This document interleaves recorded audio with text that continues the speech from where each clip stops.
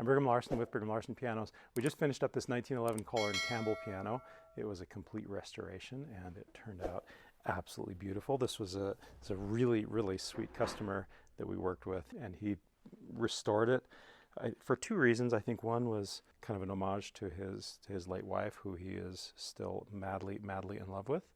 And the other reason was because he has they don't have any kids, but he has a nephew who is an upcoming pianist, and so who lives actually in another state. So this was a gift for his nephew. This guy is a big-hearted, beautiful man, but it was in pretty rough condition, as most of these pianos are, both cosmetically and on the inside as well.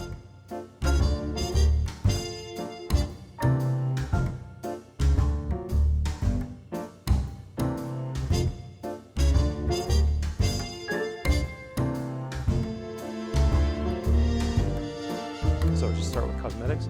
That's a replica decal.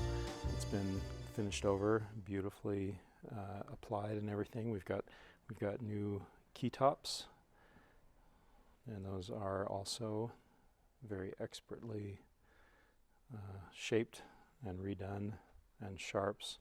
Even the key sticks themselves. The keys themselves, obviously we only see that much, but the keys themselves are about that long, and everything was just immaculately cleaned. We blast everything with baking soda. It's kind of like sandblasting in the automotive industry, only it's baking soda, because sand would like tear the wood to shreds, but the baking soda just like cleans it off, makes it really nice.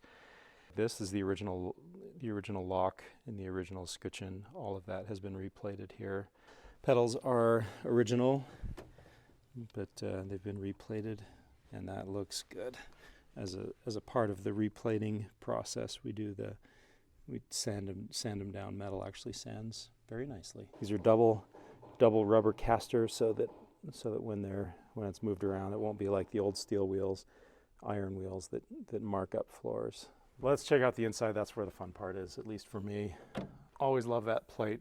It makes such an impact, I think, when you open it up and see how beautiful that is. Very expensive automotive paint that we use on there. This is not just a spray paint. It's not even like the traditional way of doing it, which I don't like, is there's a what's called bronzing powder that it almost looks like a thing of expensive glitter, and you mix it into lacquer, and it gives it kind of a sparkly sort of effect, and then you spray on the lacquer on the plate. But I don't like that, I guess, for a couple of reasons. One, it doesn't look as good, and it looks good, but it doesn't look as good. You know what? I have a piano where that was done, and it happens to be this one right here. This is an 1870s piano, and it was rebuilt at one time, and we're going to be rebuilding it a second time. And this is a good example of what the lacquer looks like. You can see what I mean? I mean, it looks nice. So that's not the original 1870 finish, but it's far more fragile than the automotive finish. Which again, it looks nice, but it's just not like perfectly glass smooth like the automotive finish is. That's not an easy thing to do, to make the hammers so uniform and square. You put a straight edge on the top here, put a straight edge on the top here, put a straight edge on the back, and then also simultaneously you can put a straight edge on the top of the catchers, on all of them, and everything is just perfectly straight and just beautifully executed. New hammer butts here, new shanks right there, and part of that we've got new bridle straps. We always like to put these bridle wires in a straight line. Very old, well over 100 years old, and so it's bound to have at least a handful of cracks. This one didn't have many, but it had a few. Okay, let's listen to it. Hear how it turned out. Ooh, warmth. That is a warm blanket piano.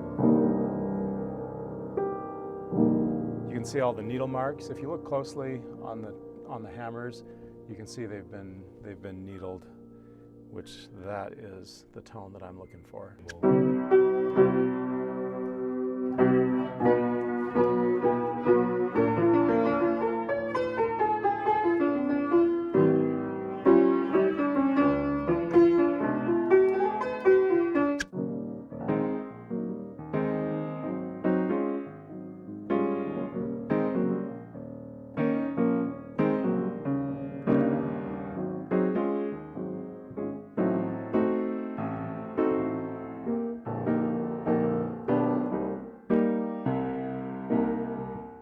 Okay, I think